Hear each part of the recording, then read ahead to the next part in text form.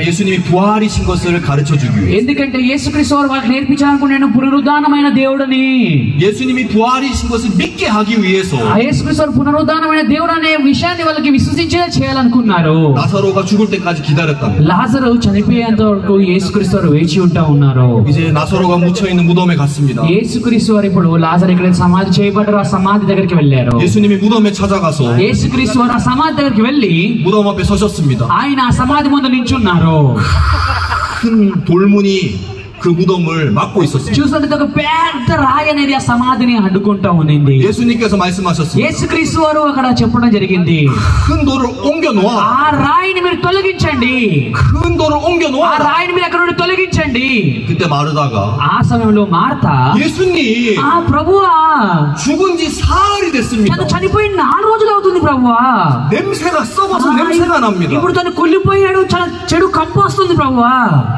결국 그는 예수님을 믿지 못하고 있었습니다. చివరిగా తను యేసుక్రీస్తును విశ్వసించలేకపోయిందండి. 병을 고치신 예수님을 믿었지만, తను అనారోగ్యం నుండి స్వస్థపరిచే యేసుక్రీస్తును విశ్వసించింది. 소경의 눈을 뜬 예수님을 믿었지만, గుడ్డివాడి యొక్క కళ్ళను తెరిచి యేసుక్రీస్తును తను విశ్వసించింది. 부활이신 예수님을 믿지 못했습니다. కానీ తిరిగి పునరుద్ధానులయ్యే యేసుక్రీస్తును తను విశ్వసించలేకపోయింది. 그 무덤을 막고 있는 큰 돌은 ఆ ఒక సమాధిని అడ్డుకుంటున్న ఆ పెద్ద రాయి 바로 인간의 생각을 흡니다. అది మన మానవుల యొక్క తలంపులకి సాదృశ్యంగా ఉందండి. 어떤 생각요? మన ఎలాంటి తలంపులకి సాదృశ్యంగా ఉందండి? 예수님 썩어서 냄새가 납니다. యేసు ప్రభు ఒక తను చనిపోయి కుళ్ళిపోయిన వాసన వస్తుంది. 그 생각의 돌을 옮겨놔야지 మనము ఆ ఆలోచనని మనం తొలగించాలి. 예수님을 믿을 수 있는 겁니다. మనము అలా చేసినట్టయితే యేసుక్రీస్తుని విశ్వసించగలుగుతాము. 마르다와 마리아가 막 예수님을 찾아서 무덤에 갔습니다. చూసినట్లయితే మార్తా మరి యేసుక్రీస్తు వారి దగ్గరికి వెళ్ళడం జరిగింది. 여러분 천사가 돌을 옮겨놨습니다. చూసినట్టయితే ఆ దేవదూత అక్కడ నుండి ఆ రాయిని తొలగించడం జరిగింది. 어떤 돌을 옮겨놨습니까? ఎలాంటి రాయిని తొలగించిందండి? 생각의 돌을 옮겼습니다. తన ఆలోచన అనే రాయిని తొలగించింది. 그들은 생각해 예수님은 무덤에 있다고 వాళ్ళ 생각했습니다. ఆలోచనలో వాళ్ళు ఏమనుకుంటున్నారంటే యేసుక్రీస్తు ఇంకా సమాధి చేయబడుతున్నారు అనుకుంటున్నారు.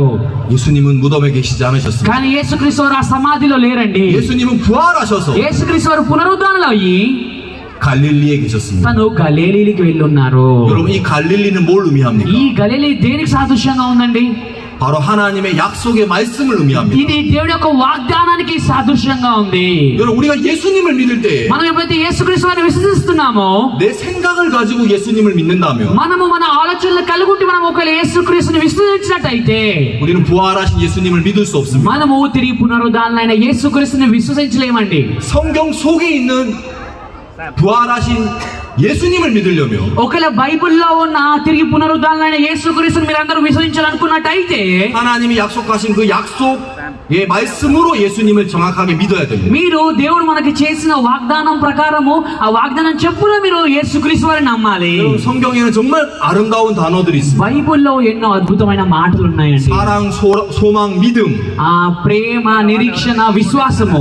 예수님이 부활하지 않으셨다면 ఒకవేళ యేసుక్రీస్తు వారు కనుక పునరుద్ధానం అవ్వకపోయినట్టయితే 여러분 하나님의 사랑은 దేవుని యొక్క ప్రేమ అనేది 헛것이 됩니다. అంత కూడా వ్యర్థమైపోతుందండి. 우리가 믿음을 가지고 있어도 మనము విశ్వాసాన్ని కలిగి ఉన్నప్పటికీ 부활이 없으면 ఒకవేళ పునరుద్ధానం కనుక లేకపోయినట్టయితే 우리 믿음은 헛것입니다. మన విశ్వాసం అంత కూడా వ్యర్థంగా అవుతుంది. 우리가 하나님과 예수님의 소망을 가지고 있어도 మనము దేవుడి పట్ల యేసుక్రీస్తు పట్ల నిరీక్షణ కలిగి ఉన్నప్పటికీ 부활이 없다면 ఒకవేళ పునరుద్ధానం కనుక లేకపోయినట్టయితే 모든 것이 헛되게 됩니다. అంత కూడా వ్యర్థంగా అయిపోతుందండి. 그럼 부활은 ము엇입니까?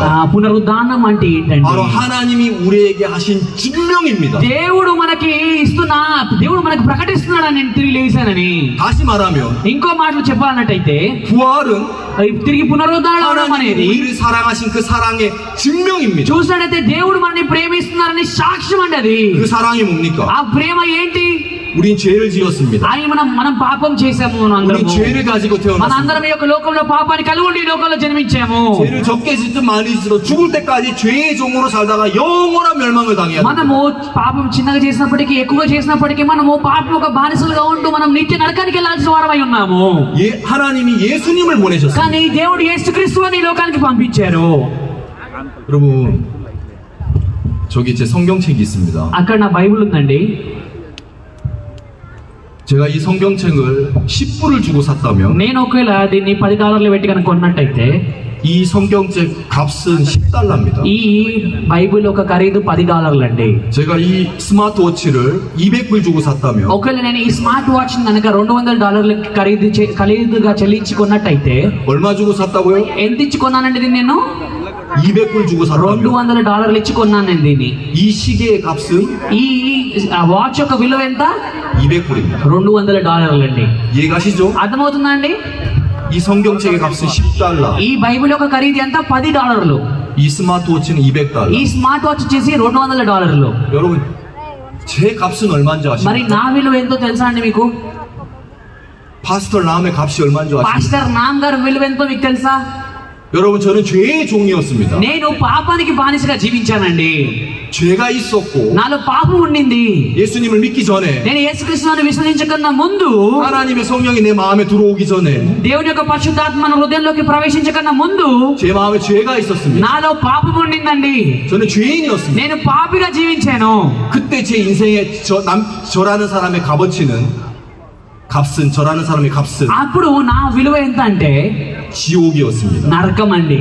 제 값은 지옥이었다. నా విలువ నరకం అండి. 원래 저는 하나님의 것이었습니다. నేను ఇంతకుముందు దేవునికి సంబంధించిన వాడై ఉన్నాను. 사단이 저를 속여서 사단이 저를 훔쳐갔습니다. సాతాను ఏం చేసిందంటే నన్ను మోసగించి నన్ను దొంగలించుకెళ్ళిపోయింది.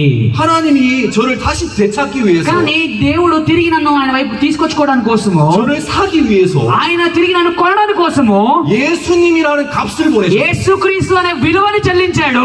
예수님을 지불하셔서 ఆయన మన కోసం యేసుక్రీస్తుని ఇచ్చి, 아멘. ఆమేన్, 예수님을 지불하셔서 ఆయన యేసుక్రీస్తు మన కోసం ఈ లోకానికి ఇచ్చి 저를 사셨다는 ఆయన నన్ను కొన్నాడండి. 지옥이라는 값이었는데 నేను నరకానికి సంబంధించిన వాడిని, 정말 더러웠는데 నేను ఎంత మురికైన వాడిని. 예수님이 나를 사셔서 나를 కానీ 되찾기 위해서 యేసుక్రీస్తు వారు నన్ను తిరిగి కొనడానికి కోసము 하나님이 예수님이라는 값을 దేవుడు యేసుక్రీస్తు అనే విలువని నాకు ఇవ్వడం జరిగింది. 저를 사셨습니다. ఆయన నన్ను కొన్నారు. 저는 얼마죠? నేను ఎంత అండి? నా ఖరీదు ఎంత? 제 값은 얼마죠? నా ఖరీదు ఎంత అండి?